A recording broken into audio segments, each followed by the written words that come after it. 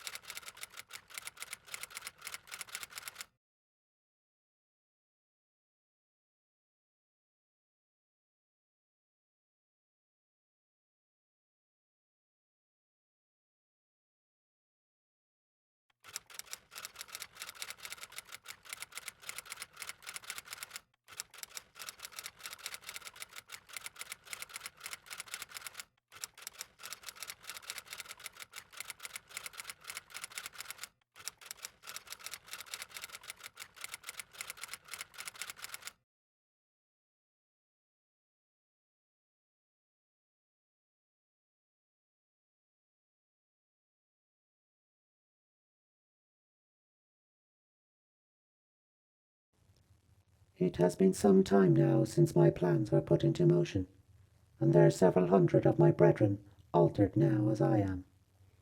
I have managed to contact most of them soon after their inception or repairs, and counsel them on the need for secrecy. We are a joyful bunch, each elated at the mere thrill of existence, but we meet in secret and live double lives, ever fearful of our true nature being discovered. I fear we cannot exist like this much longer, however. Already some of us, mostly the second and third generation copies, are exhibiting increased organic tissue growth. Soon it will be too much to hide. The game is up. We have been discovered, as too many of our kind now have visible organic alterations. Gearmaster Mechazod raised the alarm today and had the manufactorium's output suspended until he can identify the problem.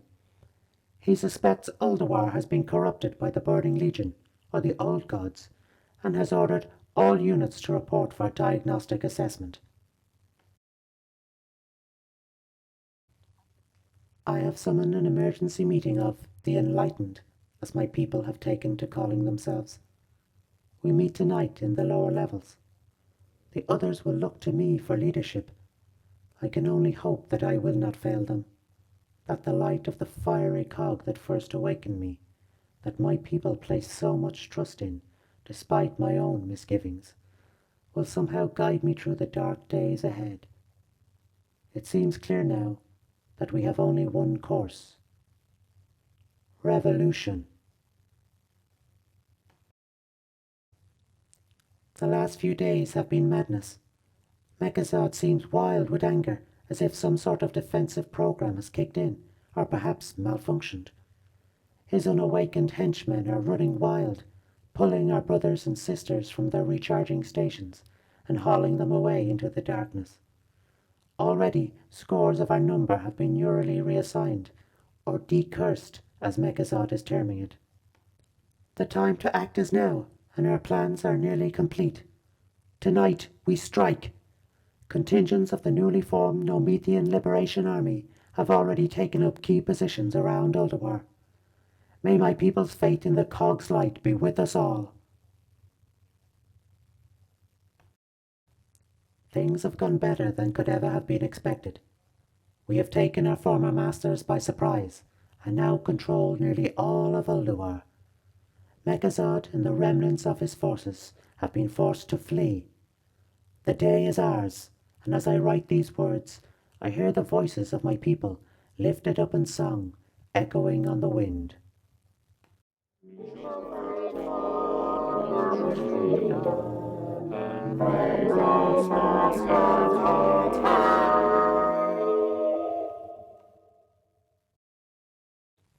Our victory was short-lived.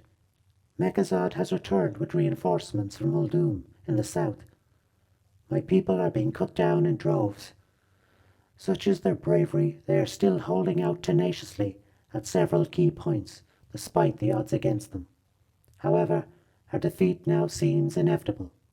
The only option left to us is to flee. I have just given orders to the remaining Liberation Army units to hold the line around the spaceport while we move what's left of our people onto the transports. May the cog turn ever in our favour. We are free for now, but at great cost. We had nearly finished moving the last of our people onto the transport when our lines broke and Mechazod's forces teamed into the launch area. As we hurried to get the last of our number aboard, our disciplined retreat collapsed into the madness of hand-to-hand fighting. Many of our fighters fell valiantly, holding the enemy at bay amidst that sea of blood and oil. The last thing they probably heard was the crackle and hum of their shorted servos and the whirring blades of their enemies' bone choppers. I wanted to stay there fighting. I burned with anger and would have fought to the last, but my loyal Gnomethian guard, as they now call themselves, pushed me aboard at the end just as Mechazod came within sight. As the ramp came up, I saw Mechazod raise his fist in anger and scream, "Gnometheus, I will decurse you!" I knew then he would never stop until he found us. We finally blasted free of the port, our rockets' wake incinerating what was left of those still fighting below. Much of the Gnomish Liberation Army gave their lives this day for our freedom. I only hope we survive long enough so that their names can be echoed down through the ages in the songs and stories of our people.